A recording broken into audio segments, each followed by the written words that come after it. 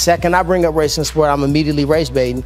But I can point out clear facts where you're saying because no he's other white, champion has been treated like me. I'm saying he's white, they support him more? I'm not saying they support him more, but he sure as heck has some fans that, you know, cross the line quite a bit of time, which is not his fault. I'm not saying that's him.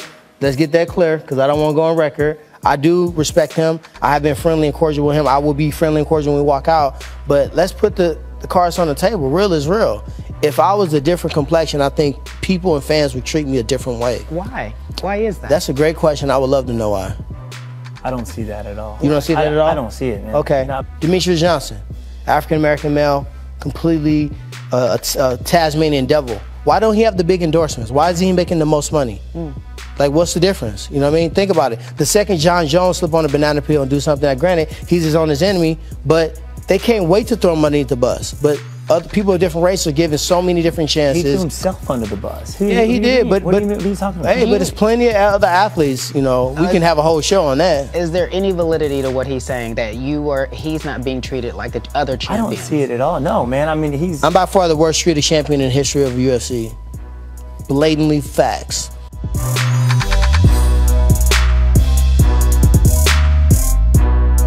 You know, I hate to tell another fighter that he may need to stop, because the fight is such a personal thing, and everybody fights for a different reason. And, you know, you never know when the fight is truly out of somebody. They can look like terrible. The next thing you know, they come back and they can have a resurgence like you've seen so many other fighters have done. You know, the Robbie Lawlers and stuff like that, and Fabrice Verdums and things like that. So you never want to say a fighter's done, but at the end of the day, like, I watched the fight with BJ, and my heart just goes out to him, because I know his heart and desire. He really wants to be out there, but he just can't compete now. You know, and that's a hard thing to sit down and tell an athlete who's always been, you know, a step above everybody else, that he's no longer good enough to compete anymore.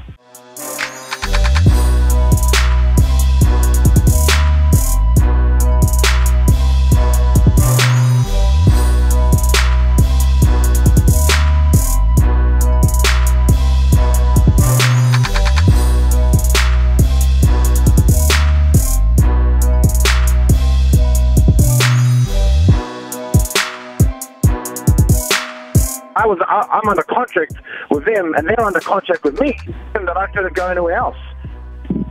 So I mean, like, that's the position right now. It is. So if I couldn't work anywhere else, and I'm still trying to get my fair deal in this thing, well, what am I supposed to do? If they're going to let me go, let me go. At least I can go work somewhere else. You know, my family, I've got to look after my family and my commitments as well. And he just can't sit me at the back of the bus without having any work. You just can't do that.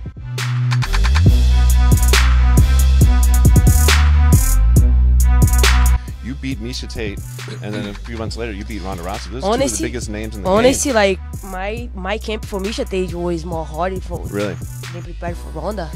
Well, how so? Yeah. Why? Just because Miesha Tate is a better fighter.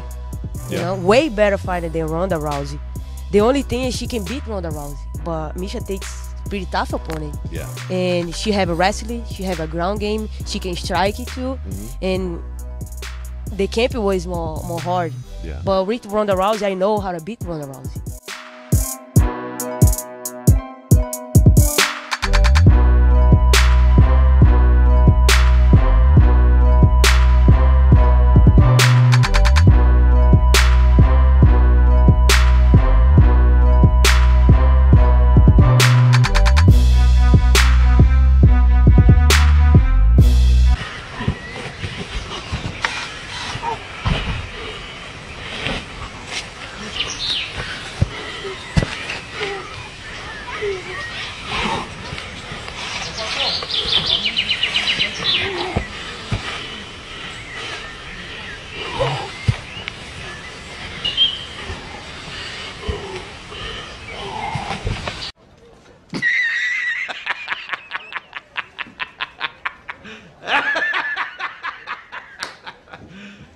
You serious? Head movement!